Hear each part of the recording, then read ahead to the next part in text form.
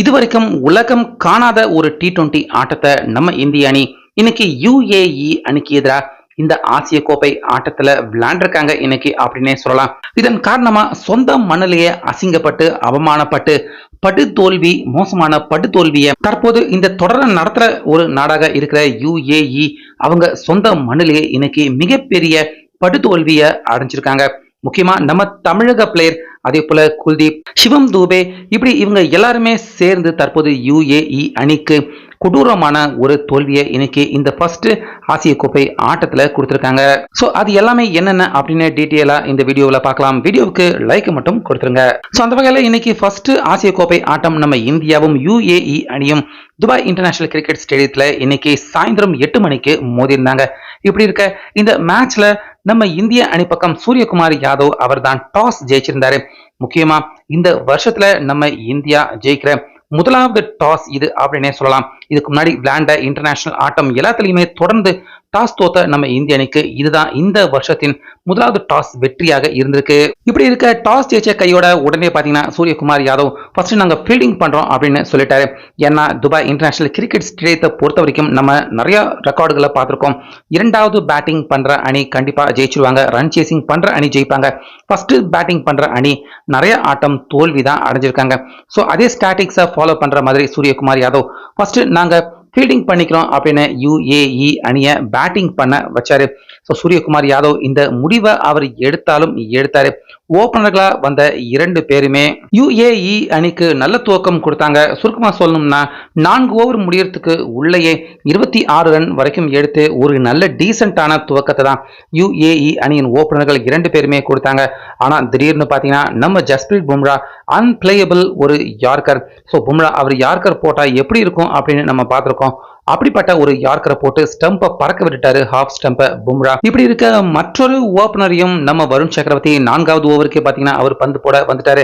4வது ஓவர்லயே வருண் சக்கரவர்த்தி மற்றொரு ஓபனர் அவருடைய விக்கெட்டையும் தூக்க சோ அந்த இடத்துலயே UAE அணியின் ஆட்டம் கம்ப்ளீட்டாக க்ளோஸ் ஆயிடுச்சு அப்படின்னே சொல்லலாம்.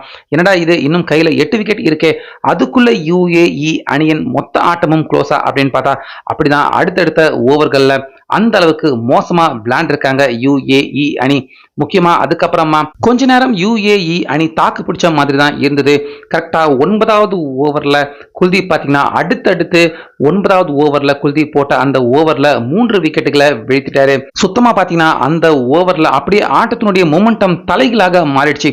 அது வரைக்கும் ஓரளவுக்கு கொஞ்சோண்டு மேட்சுக்கு உள்ள இருந்த UAE அணி குல்தீப் அவர் போட்ட அந்த ஒரே ஓவர்ல 3 விக்கெட், ஆனா ஹேட்ரிக் சான்ஸ் எல்லாம் வரல, ஆனா 3 விக்கெட்டுகளை வீழ்த்தினாரு.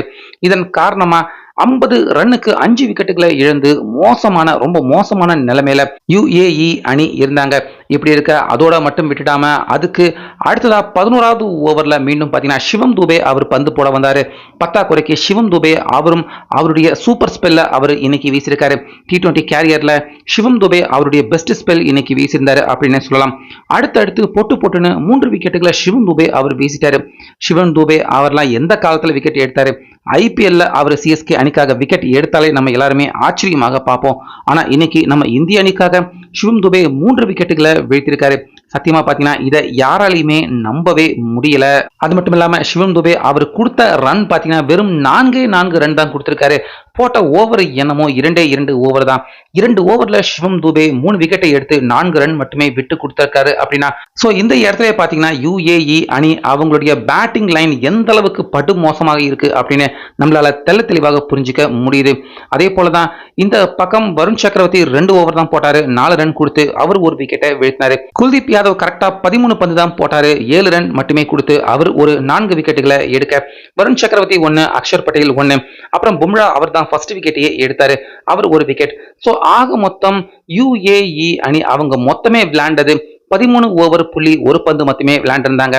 ஆனா 57 ரன் மட்டுமே எடுத்து மொத்தமா ஆல் அவுட் ஆயிட்டாங்க. சோ ஏறக்குறைய ஒரு சொந்த மண்ணு மாதிரியான துபாய் இன்டர்நேஷனல் கிரிக்கெட் ஸ்டேடியத்துல UAE அணி அவங்க இப்படிப்பட்ட ஒரு மோசமான இன்னிங்ஸ் நம்ம இந்திய அணிக்காக விளையாண்டிருப்பாங்க அப்படின்னு சத்தியமா UAE அவங்க கற்பனை கூட பண்ணி பார்த்திருக்க மாட்டாங்க. இப்படி இருக்க அடுத்ததா இந்த ரன்னை சேசிங் பண்றதுக்காக வந்த நம்ம இந்திய அணி பக்கம் மொத்தமே பாத்தீங்கன்னா UAE அணி அவங்க அடிச்சது ஒரே ஒரு சிக்ஸர் தான். ஆனா அபிஷேக் சர்மா ஆட்டத்தின் முதலாவது பந்திலேயே சிக்ஸர் அடிச்சுதான் இந்த ஆட்டத்தின் நம்ம இந்திய அணியின் இன்னிங்ஸையே அபிஷேக் சர்மா அவர் தூங்கினாரு.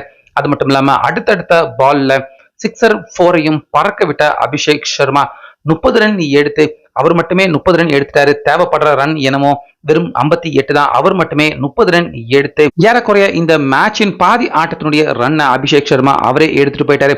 பத்தாக்குறைக்கு மறுமுனையில சுப்மன் கில் அவர் தான் ஓபனரா வந்தாரு. இந்த மேட்ச்ல சஞ்சு சாம்சன் அவர் விக்கெட் கீப்பராக இந்திய அணிக்காக செயல்பட்டாலும் ஓபனருக்கான வாய்ப்பு சஞ்சு சாம்சன் அவருக்கு தரல சூரியகுமார்.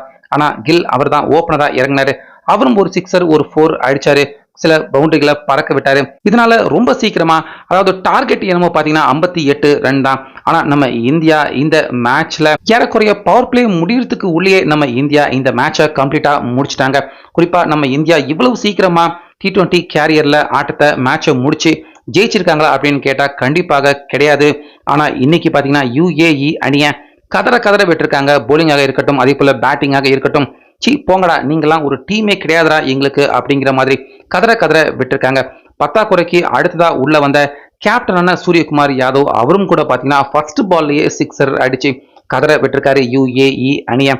ஸோ ஓவராலா UAE அணி இந்த மேட்ச்ல எங்களை விட்டா போதுண்டா அப்படிங்கிற மாதிரி நம்ம இந்திய அணி 5 ஓவர்லயே இந்த மேட்சை முடிச்சு கண்ணா பின்னான்னு தாறுமாறாக பாத்தீங்கன்னா நம்ம இந்திய அணியின் ரன் ரேட்டை இந்த மேட்ச்ல உயர்த்தி விட்டுருக்காங்க. ஸோ ஆசிய கோப்பை இந்த தொடர் ஒரு பாயிண்ட்ஸ் டேபிள் ஃபார்மேட்ல நடக்குது அப்படிங்கிறது நம்ம எல்லாருக்குமே தெரியும். டாப் 2ல இருக்கிற அணி அடுத்த சூப்பர் 4 சுற்றுக்கு முன்னேறுவாங்க. ஸோ அந்த வகையில் பாயிண்ட்ஸ் டேபிள்ல இருக்கிற அந்த ரன் ரேட் அதே போல வெற்றி பெற பாயிண்ட்ஸ் எல்லாமே கண்டிப்பா டீமுக்கு முக்கியம். அந்த வகையில் நம்ம இந்தியா இந்த மேட்ச்ல மிகப்பெரிய அபாரமான வெற்றியை அடைஞ்சது மட்டும் இல்லாம ரன் ரேட்டும் பார்த்தீங்கன்னா கண்ணா பின்னான்னு தாறுமாறாக நம்ம இந்தியாவுக்கு இந்த வெற்றியின் மூலியமா கிடைச்சிருக்கு. இது கண்டிப்பா நம்ம இந்திய அணி ரொம்ப ஈஸியா சூப்பர் 4க்கு கண்டிப்பா நம்ம இந்தியா போவாங்க. அதுல எந்த சந்தேகமும் இல்லை.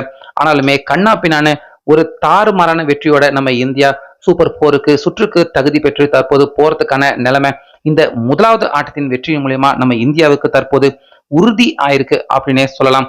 ஸோ ஆசிய கோப்பை முதலாவது ஆட்டம் தற்போது நம்ம இந்தியா UAE அணிக்கு எதிராக விளையாண்டு ஜெயிச்சிருக்காங்க. 9 விக்கெட்ல விளையாண்டு ஜெயிச்சிருக்காங்க. முக்கியமா பாத்தீங்கன்னா 5 ஓவர் கூட முழுசா விளையாடாம UAE அணியின் 10 பேட்ஸ்மேன்கள் அவங்க அடிச்ச அந்த ரன்னை வெறும் 3 பேட்ஸ்மேன்கள் மட்டுமே நம்ம இந்திய அணி பக்கம் சேர்ந்து அடிச்சு ஒரு தாறுமாறான வெற்றியை நம்ம இந்தியா அடைஞ்சிருக்காங்க. இப்படி இருக்க அடுத்தபடியா வர ஞாயிற்றுக்கிழமை பாகிஸ்தான் அணிக்கு எதிராக நம்ம இந்தியா இதே துபாய் கிரிக்கெட் ஸ்டேடியத்துல அடுத்த 2வது லீக் மேட்ச் ஆட்டம் ஆசிய கோப்பையின் 2வது லீக் மேட்ச் ஆட்டம் விளையாட போறாங்க. ஸோ இந்த மேட்ச் நம்ம இந்தியா ஜெயிக்கிறது எவ்வளவு முக்கியம் அப்படின்னு நம்ம எல்லாருக்குமே தெரியும். இப்ப UAE அணிக்கு எதிராக நம்ம இந்தியா கொடுத்த இந்த கொடூரமான பர்ஃபார்மன்ஸை அப்படியே பாகிஸ்தான் அணிக்கு எதிராக வெளிப்படுத்தி அந்த மேட்ச்லையும் ஜெயிச்சு நம்ம இந்தியா ஆசிய கோப்பையின் வெற்றி பயணத்தை அப்படியே தொடர்வாங்களா? உங்க கருத்து என்ன அப்படிங்கறத நிச்சயமா நம்மளுடைய கமெண்ட் பாக்ஸ்ல பதிவு பண்ணுங்க. அதே போல இந்த மேட்ச்ல நம்ம இந்தியா UAE அணியை கதற விடுறதுக்கு எந்த பிளேயர் முக்கியமான காரணமாக இருந்திருக்காரு அப்படின்னு நீங்க நினைக்கிறீங்க? அந்த பிளேயருடைய பேரையும் கண்டிப்பா நம்மளுடைய கமெண்ட்ல சொல்லுங்க.